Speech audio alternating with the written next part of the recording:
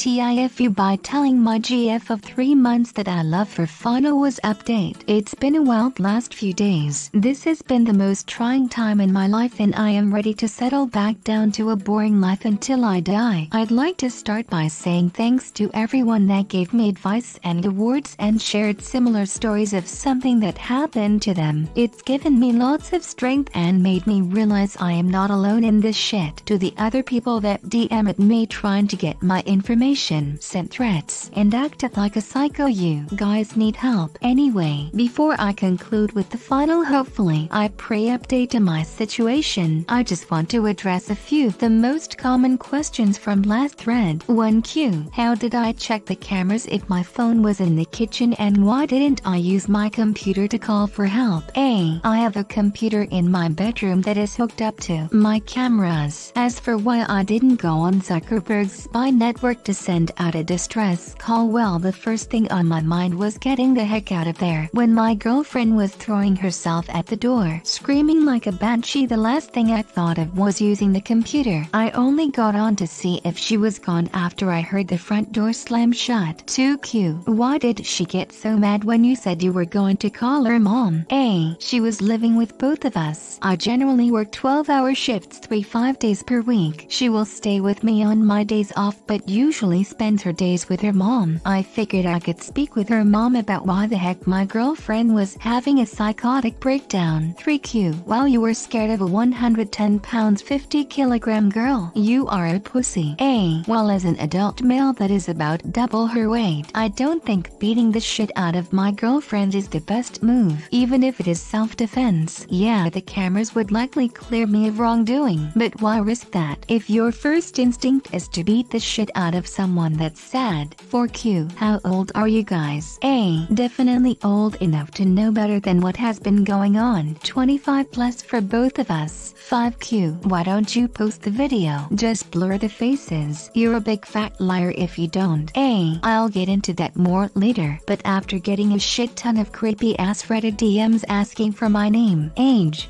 location, and basically every other identifying characteristic, why the shit would I even remotely consider letting strangers find me? Some of you are very deranged. Now, I'll try to answer any more questions on the thread that get voted, so feel free to ask away and UPVOT questions you may have. Alright, fasten the seatbelts, hold on to your hats, grab your popcorn for the inevitable freaks of nature in the comments frothing at the mouth to burn the witch me. I'll start where I left off. My girlfriend leaves the house, slams the door. I make sure she's gone. I peek my head out, heart still racing, wondering what the duck just happened. Well, I call her mom and say, your daughter just had a psychotic breakdown in my home, and I explain what happened. She legit calmly says, yeah, that's happened before a few times. I am just thinking, WTF, wouldn't it be important that I knew my girlfriend could contemplate murdering me in the middle of the night? I refrained from asking this right then. I just told her mom, well, she can't stay here. I am gonna pack up her stuff and I can either drop it off or you can pick it up. She tells me she will stop by tomorrow to pick it up. Fine. My plan of action at this point is to batten down the hatches. I call a locksmith to get my locks changed. That day girlfriend had a key to the place and I get some bars from a hardware store down the road so the windows couldn't be open. I am renting a 2-story home. I bar the windows, change the locks, and have a couple of friends take my car to their place so it doesn't get vandalized. I am all settled in bunker mode. I pull out my snacks and pop on some television with some friends over to try and escape reality. All in all, a pretty uneventful night. I thought about calling the police, but I am just relieved that she's gone and I can finally forget about that shit. Well, this morning rolls around. I get a call from her mom early. Apparently she wants to explain her daughter's odd behavior and gives me her history. Apparently my girlfriend had been abused by her dad when she was younger, 12. Her dad is now in prison for violent crimes and has no relationship with either her nor her mom. Her mom remarries a seemingly nice guy who was then again abusive to my girlfriend before she moved out at 18. She gave me some details of both abuse, which I do not feel comfortable sharing here. I'll just say it is some of the worst kind of abuse you can endure. The legal system took care of both offenders. My girlfriend never shared this with me. Not that it was really any of my business.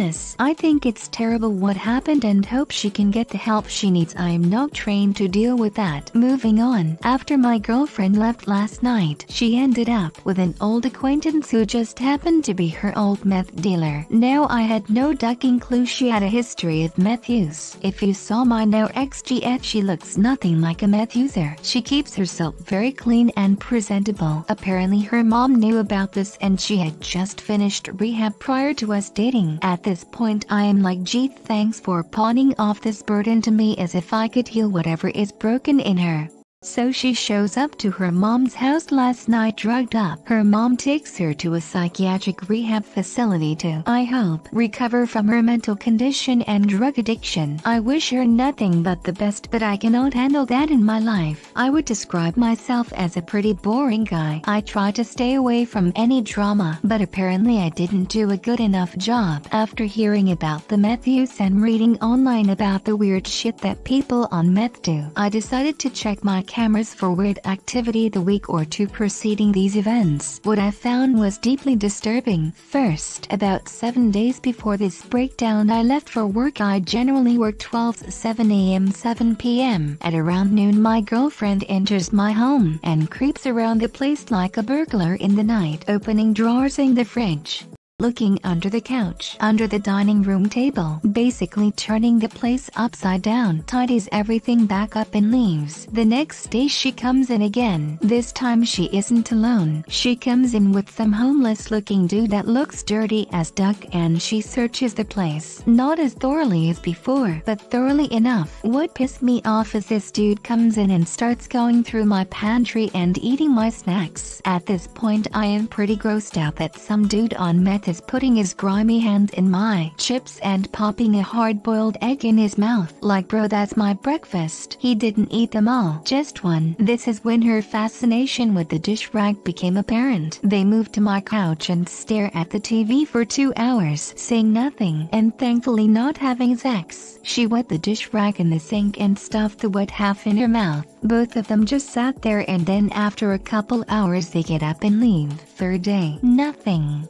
Fourth day, my last day on shift, girlfriend comes in with guy again. He notices the cameras pointing in the living room. He points his finger at it and holds it there for 5 or so minutes while he and my GF sit on the couch. She's going full on zombie mode, staring straight ahead, and he finally pokes her to get her attention. She knew about the cameras, but this is the first time she has a keen interest in them. They both get up and stand right in the camera's view. I get a good look at this guy. He looks like your stereotypical homeless man that does meth. They both look like zombies, similar to how my girlfriend looked when I woke up with her standing over me. Although this was much worse. They stared at the camera for an hour before he decided he was hungry for some of my pretzels, and then they left. This was a very disturbing thing to see today, so if anyone has any idea what the heck happened, please let me know. I have zero idea of what meth addiction entails, along with mental health disorders. My lease ends in October and I am getting the heck out of here and never coming back. For now, I'll be peeking over my shoulder and locking my doors at all times. I am praying this is the last update. I have no clue how long my ex will be hospitalized for, so you're probably dying to see the video. Well, I won't be posting it. She has serious mental and drug abuse issues. I am not going to make her a laughingstock of Reddit. The story will have to suffice. I figure I'll put some phone numbers here for people struggling with mental health and or drug addiction for US folks. People in other countries, feel free to drop your numbers down in the comments. SAMHSA's national helpline 1-800-662-HELP 4357. Didn't read GF was abused as a kid, addicted to meth, now in psychiatric hospital. I am hoping she gets better, but the relationship is done. A lot of people will shit on you for abandoning her in her time of need or whatever, but you are making the right call. You have to take care of yourself, and if you aren't equipped to look after her, then leaving it to the pros is the correct response. Also, good on you for respecting her enough to keep the videos off of air. So hi, I am a counselor in a drug and alcohol facility, and honestly what you have been writing doesn't sound that outlandish compared to some of the stuff I have seen. You might want to consider, if you decide to take her calls again, heading to an Al-Anon or an Al-Anon meeting to get some support advice from other people that have been in this kind of situation before. It's a free community. They are meeting during COVID and they have great things to say. One of them is you didn't cause it. You can't control it and you can't cure it. With regards to her addiction, it sounds like you are not going to get back with her, but if you decide to, I would set some ground rules, starting with drug testing. You can get your DS urine drug screens cheap at CVS and have a frank conversation with her about staying clean, attending 12-step meetings, finding an IOP intensive outpatient program, and or going into an inpatient facility. When I read the story yesterday, it sounded like she is having a trauma response to something, and the drugs are her chosen way to cope with that trauma. I can't tell you how many times I have seen this. The good news, if she can stay clean and deal with the trauma concurrently with a professional, she can work her way towards eliminating some of the more interesting anxiety-producing behavior. It will take her some time, and she will have setbacks, but she could make it. Yeah, until proven otherwise, this is baloney. If you provided at least a shred of proof, many of us would be more inclined to believe you. This is really hard to believe. Thanks for watching. Consider subscribing for more videos. Stay with Reddit is awesome.